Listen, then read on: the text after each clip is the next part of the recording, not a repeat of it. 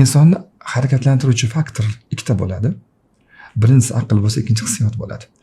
Aql uzoqdan oq yoki qora, to'g'ri noto'g'ri nima ekanligini ko'rsatib berishi mumkin.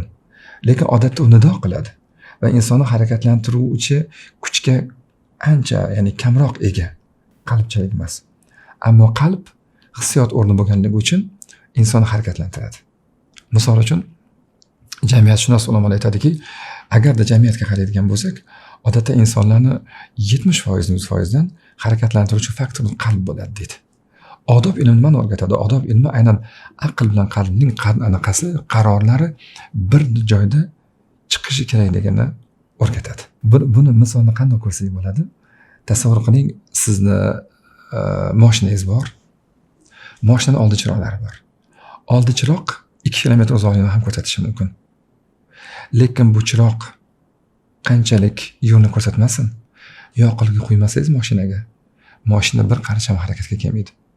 Xuddi shunga o'xshash insonning aqli qanchalik yetuk bo'lmasin, ishora qiladi, to'g'ri noto'g'ri narsani ko'rsatib berishi mumkin, lekin insonni harakatga keltiruvchi kuch deb hisoblanmaydi.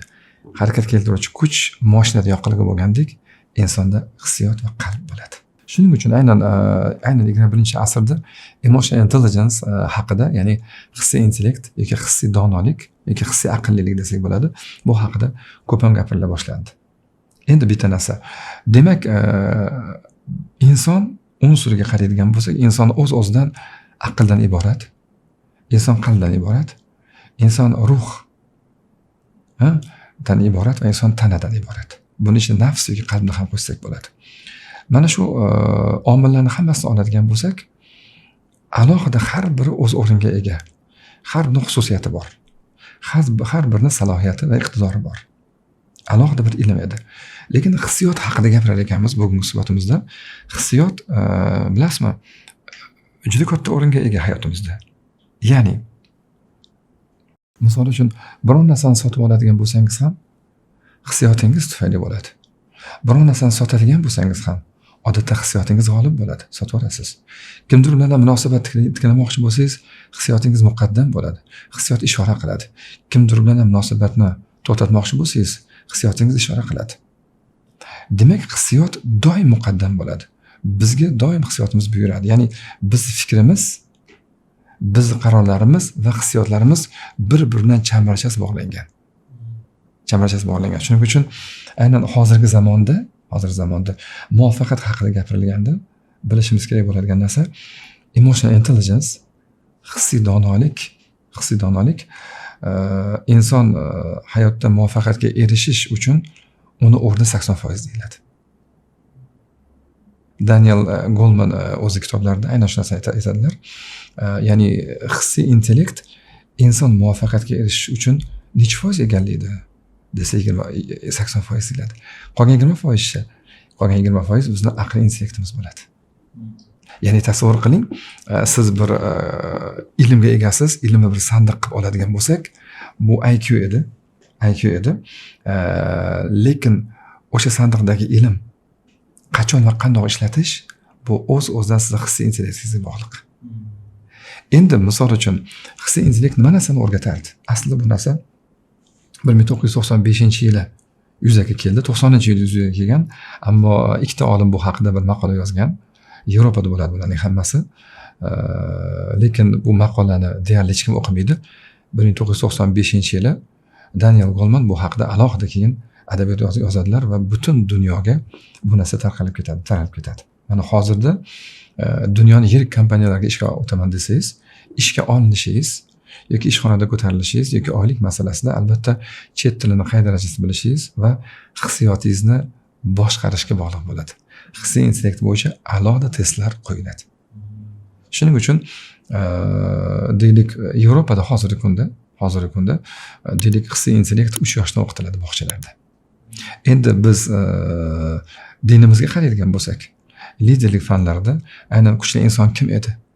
Kim edi kuchli inson deyilganda, kuchli inson u kurashda yengan inson emas, balki g'azabi kelganida hissiyotini yengan inson, qarang, to'g'riroq hissiyotini boshqara olgan inson Ko'ryapsizmi?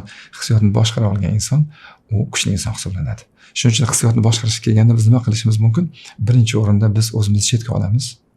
Kimnidir yomon ko'rsangiz, "Yo'q, unaqa emas" deysiz. Hammasi joyida deysiz. O'zingizni ikkinchi tomon bo'lgan hissiyotingizni berkitishingiz mumkin. Yoki ikkinchi o'rin bor, hissiyot kelganda misol uchun deylik siz musobaqa qilishingiz mumkin. Kimdir aytadiki, sizga mani boshim og'riyapti desa, gapirmang, mani ham boshim og'riyapti deysiz. Ya'ni unga hamdard tomonga o'ta olmaysiz. Uchinchi tomon siz hamdard bo'la olishingiz mumkin-da. Uchinchisi, hissiyot kelganida biz hissiyotlarni o'rgana boshlaymiz. Bu juda ham muhim edi. Endi oilaviy masalalarda bu hissiyot juda ham muhim o'rin egallaydi. Nima uchun? Bilasizmi, bitta narsa bor. Bir inson kelganida, bir inson bilan to'g'ri munosabat qilaman desangiz, uni tanishingiz kerak, bilishingiz kerak. U kim o'zi? Nima narsalarga qiziqadi? Nimaga qodir edi? Uni salohiyati nima edi? Uni mutaxassisligi nima edi? Tushunasizmi? U insonni siz qanchalik ko'p bilsangiz, shuncha u bilan munosabat qilishingiz oson bo'ladi. Xuddi shu singari hissiyot kelgach, hissiyot o'zi alohida bir ilm edi. Ya'ni hissiyot kelgach, uni o'zining kodi bor. Uni o'zini aytadigan so'zi bor. Hissiyot aslida ilohiy hadya hisoblanadi. Har bir hissiyot, hatto ba'zi ulamolar nazdida salbiy hissiyot tushunchasi yo'q. Balki ishoralar bor. Har bir hissiyot nimanidir narsani ishora qiladi. Tushunasizmi? Misol uchun oddiy narsa. Siz bezovta bo'ldingizmi? Bezovta bo'lyapsizmi? Bu hissiyot salbiy emas. Bu hissiyot ilohiy SMS. U sizning do'stingiz. Bu rabboniy hadya hisoblanadi. Bu narsa bekordan bekor berilgani yo'q. Bu ne'mat hisoblanadi. Demak, bu hissiyot kelgach, siz bezovta bo'lishni boshlayapsizmi? Demak, o'z-o'zidan bu hissiyot sizga siz tutgan yo'l, siz qilgan rejaga yoki maqsadga olib boruvchi emas degan so'zni, degan SMSni olib keladi sizga. Demak, muammo nimada edi?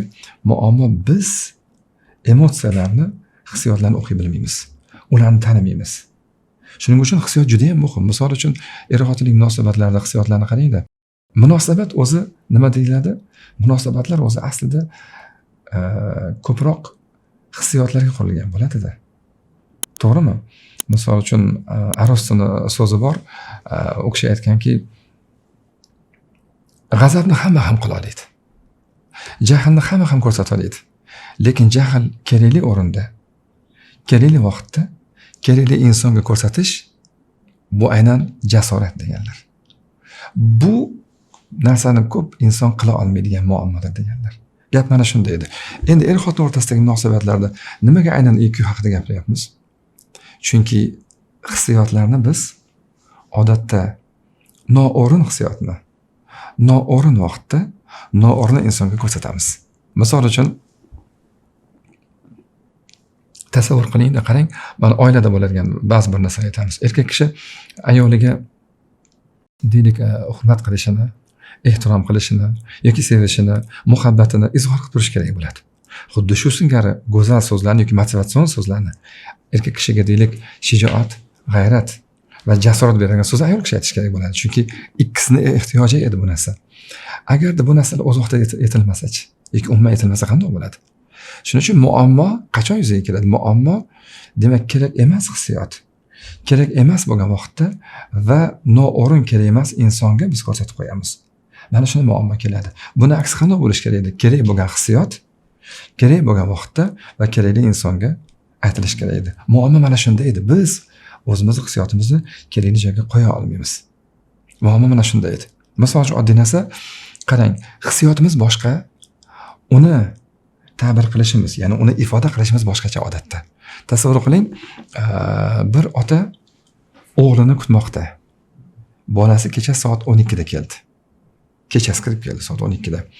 Ota-onasi bezovta bo'ldi, chunki bola odatda 9:30 kirib kelardi-da. Soat 12 bo'ldi. Bola hali ham kelgani yo'q. Otaning hissiyoti nima deb o'ylaysiz? Ota bezovta bo'ladi, to'g'rimi? Bolasidan qo'rqadi. Biroz boyaginaqa qo'rquv va bezovtalik hissi ziyoda bo'laveradi kech bo'lgan sari. Chunki bola telefon ko'tarmayapti. Qarang, biz hissiyotni bildik-a? Qanaqa hissiyotga ega ekanligini bildik. Lekin bola 12:30 kechasi kirib kelgach, ota nima deydi odatda? Odatda ota boshqacha narsani gapiradi. Misol uchun aytishim mumkinki, endi albatta hamma ota emas, ba'zan demoqchiman. Aytadiki, sen qayerda eding deydi. Sen ota-onang o'lamaysanmi deydi. Men uxlamaysani kutib o'tiribman axir deydi.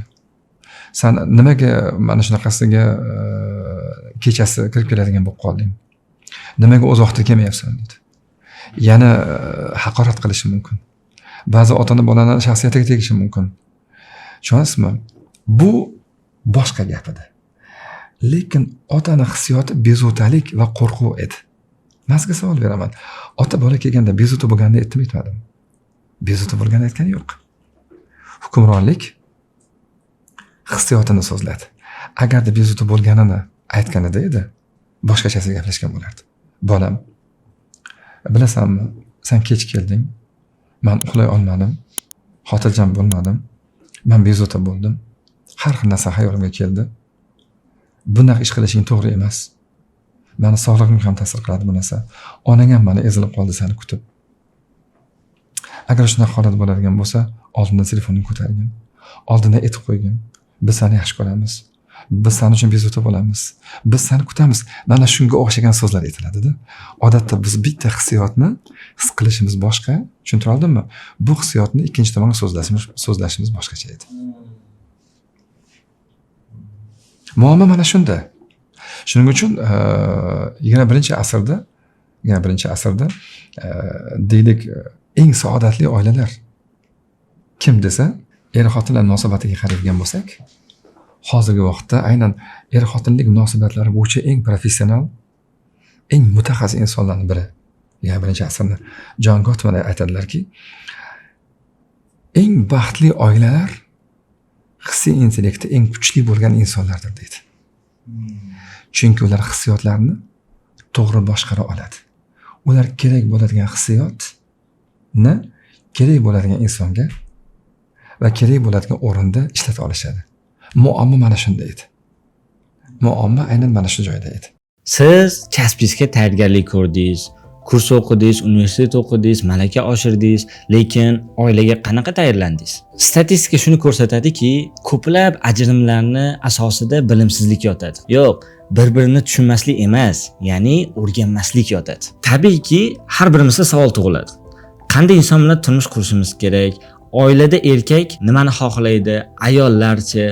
O'zi umuman oilamiz sakinat maskani bo'lishi uchun nimalarga e'tibor berishimiz kerak? Oilada kelishmovchilik, nizolarni qanday hal qilamiz?